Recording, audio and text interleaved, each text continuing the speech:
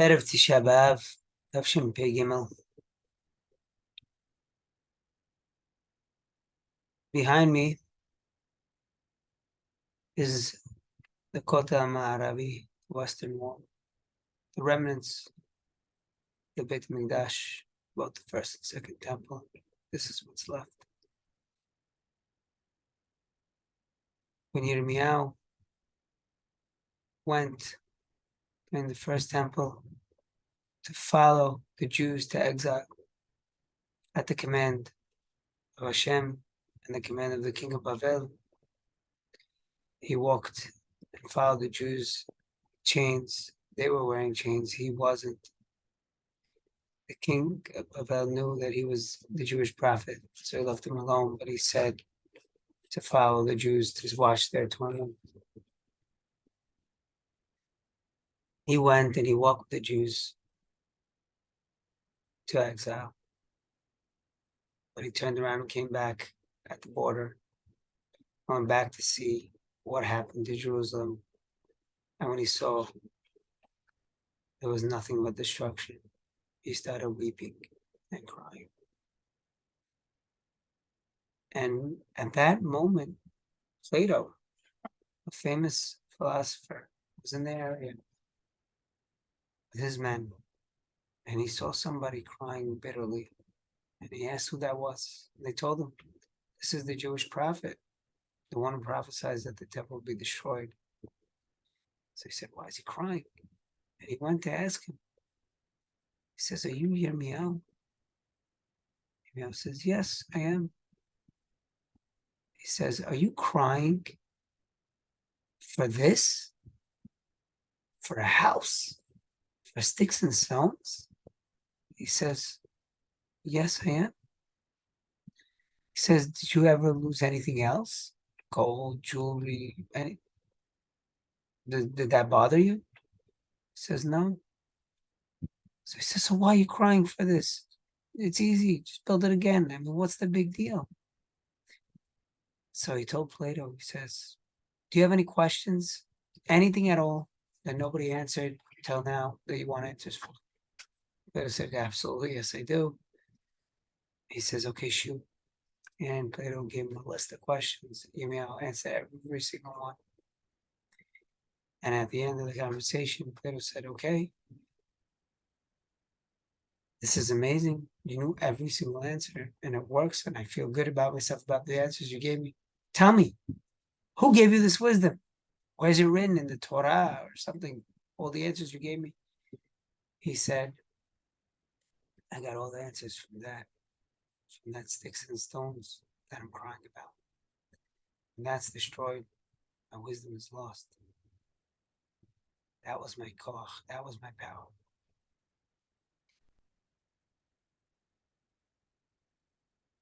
David HaMelech predated the Beit Mikdash by approximately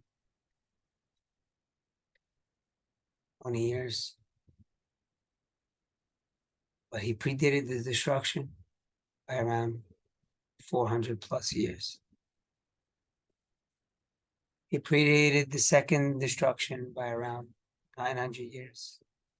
Nevertheless, he wrote in his Tahlim an entire poem, albeit only 9 psukim, about the destruction of both the first and second temple. And it's amazing to note that this chapter is the one that the rabbis picked for us to read Erev Tisha B'Av as we start Arvit. Al Naharot Bavel, chapter Kuf Lamed Zayin B'Teilim. I don't know how many people read the Perushim on this, and if you did, that's great.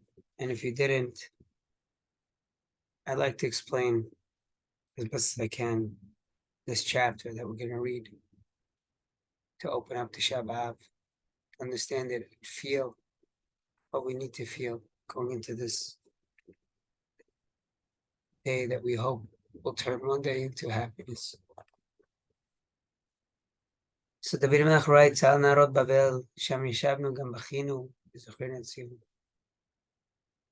when we got in chains, we got towards the river of the Yarden, going towards Bavel. Bavel again is everything outside of the Yarden, plus above Israel. When we got there, which is the same place we crossed actually to get into Israel many years prior with Yoshua ben Nun, through miracles, we entered Israel from this river, and now we're leaving Israel in this river. We started crying B'Zochreinu Tzion. Yirmiyahu warned us as Jews, told us actually while we're in the chains, says, if you guys would have cried even one tear back in Jerusalem, you wouldn't be in chains right now. The temple would have stayed. Now, what is he talking about? People lost children, parents, friends, everybody knew somebody that passed away. Doesn't make sense how nobody cried. And then it says, of course, people cried. People cried for their children, people cried for their parents, people cried for their spouses, whoever was lost, people cried for themselves, their body was mutilated. People cried for their possessions that they lost, but people did not cry for Jerusalem, the temple. Now they're crying. Dam bachin, b'zochreinu et Zion. Now we also cry for Zion. Now we understand what we lost. Yirmiyahu says, please, if you only cried there. But the past is the past. As we were crossing, we saw willow trees over there. We hung up all our kinorim. These were left over. Who did Bavel take as captives? Obviously, people who had some worth, people with profession, people who were guitarists or kinor, played the drum, whatever it is. They were blacksmiths. Whatever they needed for Babel, they took. Those type of people. These people hung up all their goods on these willow trees as they were passing over to Babel, because they didn't want to have any sort of benefit being in the Galut while Jerusalem is destroyed.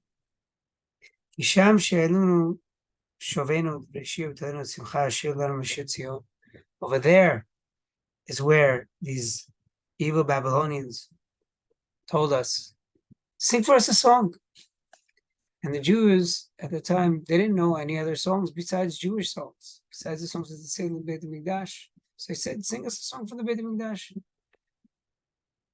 And they said, hey, you guys being for real?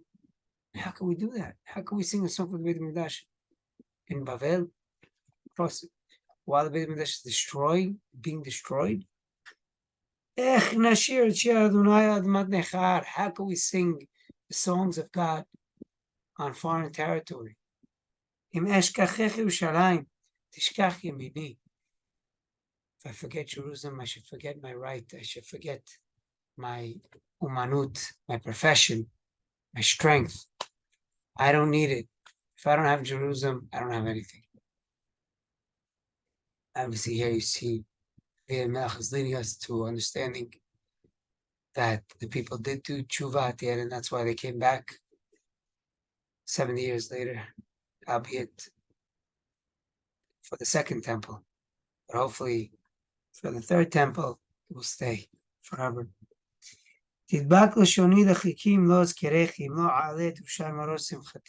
my tongue stick to my palate if I don't remember for 1 second the sorrow of Yerushalayim, that it doesn't exist now, that it's been besieged, that it's destroyed, that's in ruins, that the Goyim are taking over. Yerushalayim will always be on top of my head, no matter what occasions we have. And that's what he's saying. That's why we do it in the weddings, our happiest occasion in our life. We break the glass, moment of silence. Zechor Adonai, Evnei Edom et Yom Yerushalayim, Aru Aru ad Yisod Bahar. Now David HaMelech changes tune a little bit and goes to the second temple. Children of Edom, Romans, destroyed the second temple. He tells Hashem, please remember, Bnei Edom, that day when they came in to destroy Jerusalem. He calls it Yom Yerushalayim. What day does David HaMelech call Yom Yerushalayim? Tisha B'Av is Yom Yerushalayim. Amazing, huh?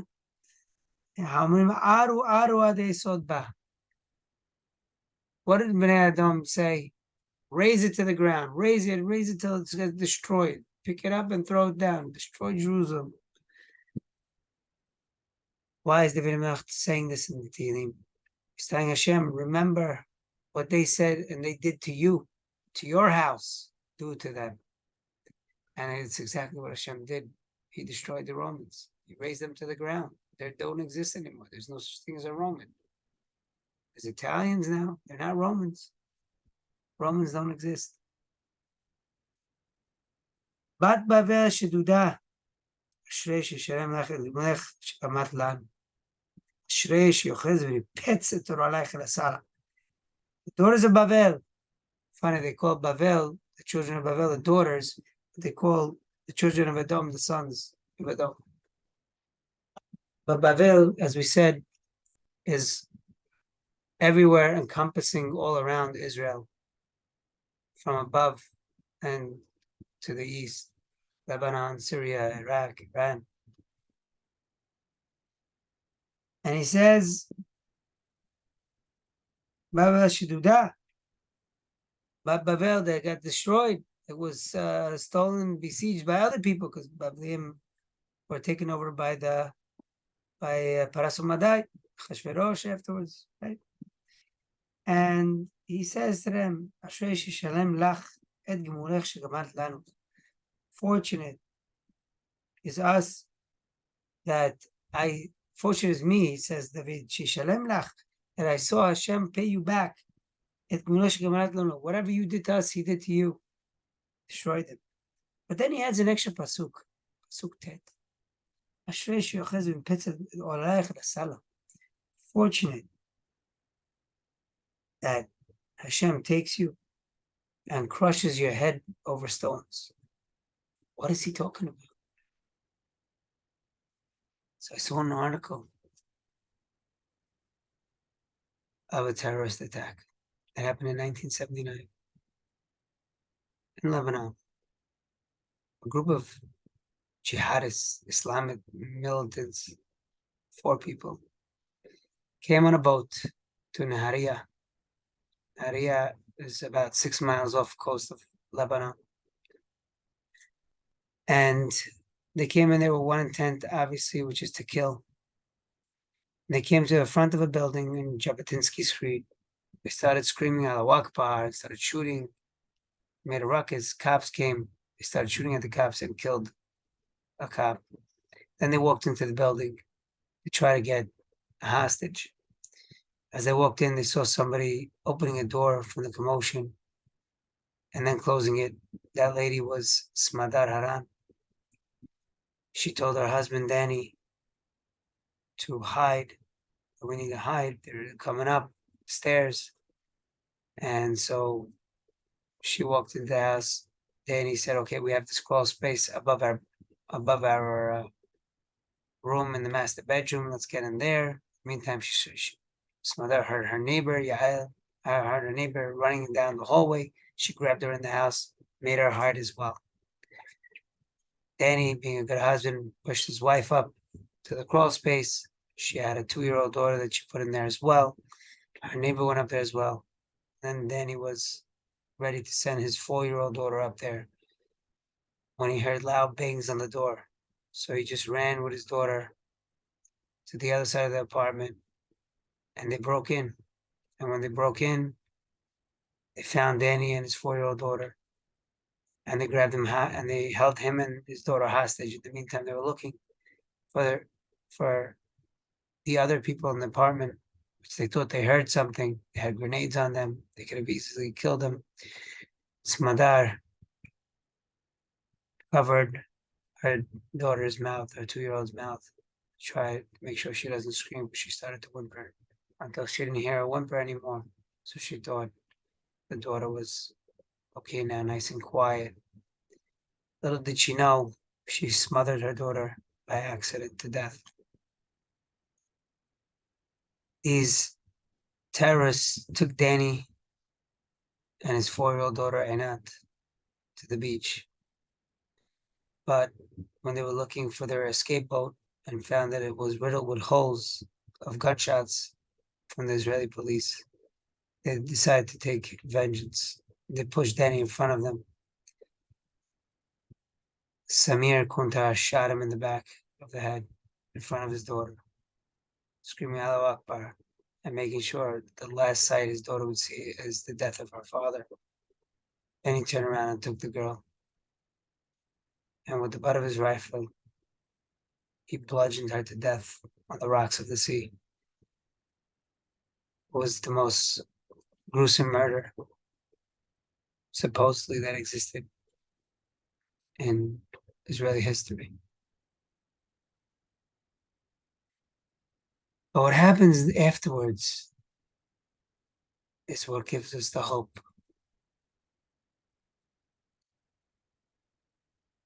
Mother, Smadar, married, remarried, now has 2 more daughters, living a new life, while Samir Kuntar went to jail for a long time. Eventually was freed on a plea bargain deal with terrorist exchange, but shortly after was crushed when a missile hit his apartment building and was crushed to death by the stones of the building. Fortunate, David Amelch says, fortunate when I see that Hashem pays back an eye for an eye. He punished this guy by crushing him with rocks. It's sad that we went through whatever we went through in life. It's sad what the Jews went through till now. But we must rebuild. Just like today at morning, and we sit on the floor and we refrain from many things that we normally don't refrain from. In the middle of the day, tomorrow, we get up from the floor and we relieve ourselves from some of the morning signs, because our tradition holds that Mashiach is born today on Tisha B'Av.